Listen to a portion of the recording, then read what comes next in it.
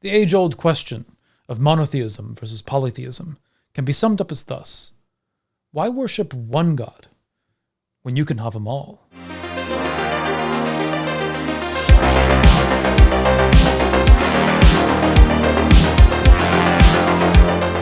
So one of the first bits of heathen scripture that people find when researching this faith is the Havamal, which translates to the words of the High One, a name for Odin himself.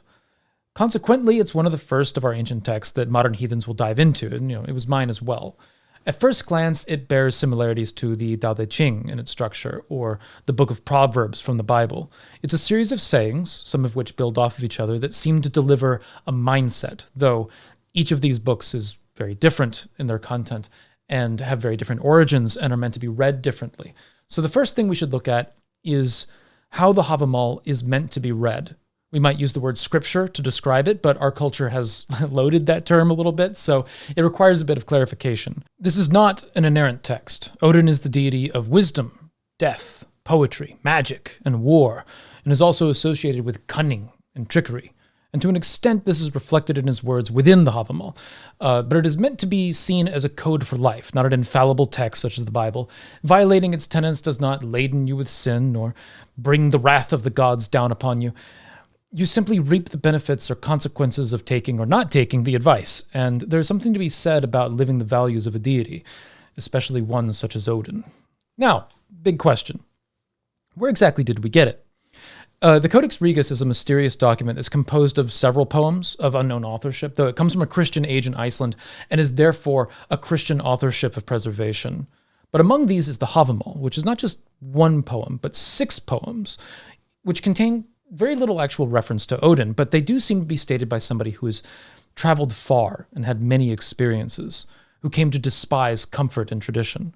The wisdom of the speaker favors discomfort, rebellion, and radical self-reliance. And this paints an image of Odin as a countercultural figure who pursues wisdom through challenging himself and facing the cold, uncomfortable realities of life in order to overcome them and learn from them. But where did this mysterious Havamal come from? Do we know anything about its origins? Is there a story of Odin himself coming down to somebody and delivering these words? No. But the words do seem to be credited to Odin. And there do seem to be some hints about its origin in the text.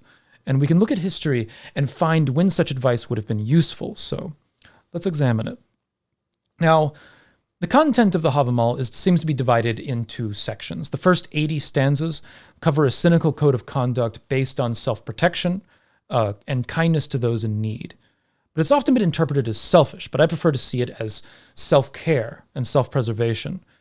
I would describe it as practical, yet skeptical. For example, the first stanza cautions the listener to check every doorway for enemies, but the second switches tones suddenly to discuss the necessary hospitality to those in need. It also frames the need for friendship in the form of self-care. The speaker discusses the loneliness that he felt in his youth as he wandered alone, and the riches that he discovered when he found a close friend. It further discusses how to make friends and keep them with simple things, such as keeping good hygiene, as a guest, and to be polite by not showing up starved, drinking too much, or overstaying your welcome. The High One hammers home this point by pointing out that a disliked man often experiences bad timing, as the hosts will shrug and say that, hey, the beer is gone, or it's not yet brewed. Odin seems to express a cynical view of trust. He points out that you should be loyal to those that you trust. You should laugh with them. You should exchange gifts. You should visit them often. But to those that you don't trust, maybe you shouldn't let it on. You should laugh when they laugh. You should give gifts for gifts given in the spirit of reciprocity, but you should be wary of their intentions, and you should protect yourself. The famed god of death, Lord of Valhall, also advocates a practical view of life and its end. Counter to the popular idea of dying gloriously in battle with a death wish, the Havamal advocates that you should endeavor to live to fight again another day, even if wounded badly. For a deaf man can fight, a lame man can ride a horse, and it is better to live as a blind man than to burn on a funeral pyre. Basically stating that disability is not equivalent to death, and saying so during a time when life was much harder for those experiencing these challenges.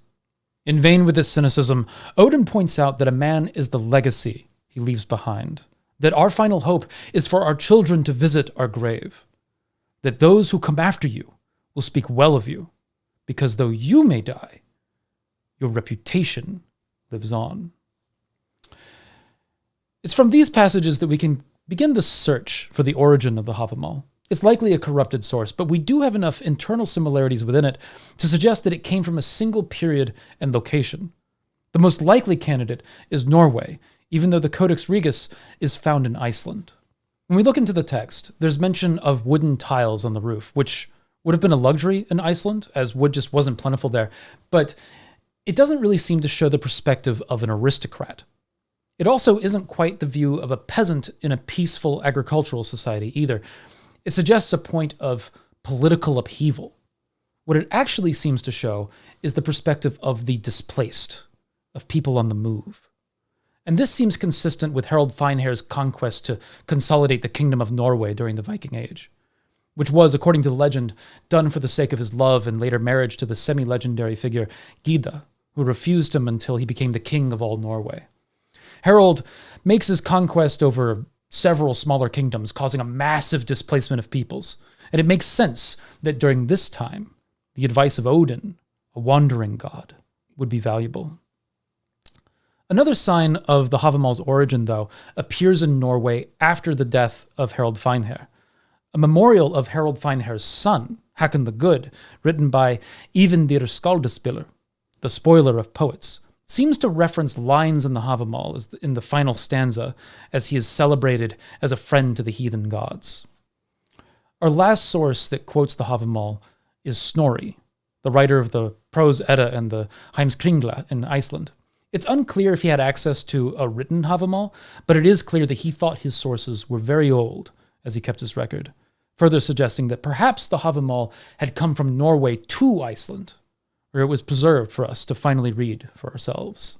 So later in the Havamal, Odin starts to speak clearly, referencing stories of himself. Odin then talks about his amorous experiences, discussing how a woman once fooled him and how he fooled another, breaking an oath that he swore on his ring in order to steal the mead of poetry, earning him the name Bolverk, highlighting his broken oath. Odin then tells of how he hung from Yggdrasil, sacrificing himself to himself in order to gain the wisdom only the dead possess. As he dies, he reaches out in a final cry to obtain the runes which were seen as magical. And we find, actually, that in Norway, there was an existing and ancient veneration of the runes. There's an accusation that the story of Odin is a retelling of Christ, as Odin sacrifices himself to himself with a spear in his side and conquers death to return to life with wisdom obtained.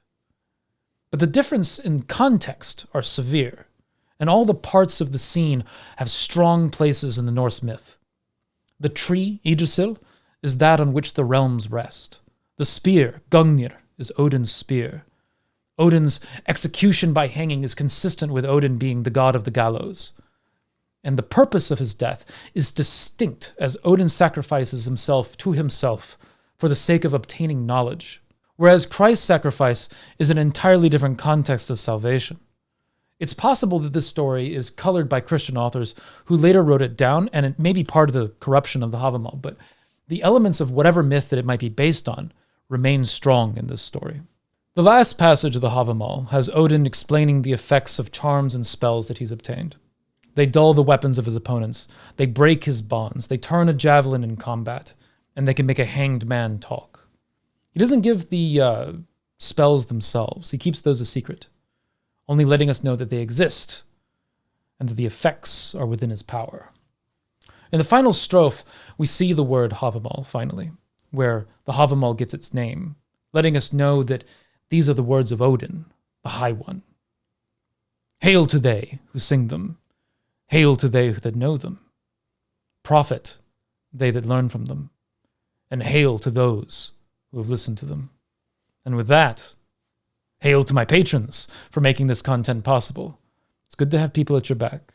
Hit the subscribe button, ring the bell, and hang it from Yggdrasil. And perhaps it'll find the wisdom of the dead. And remember to find a way or make one.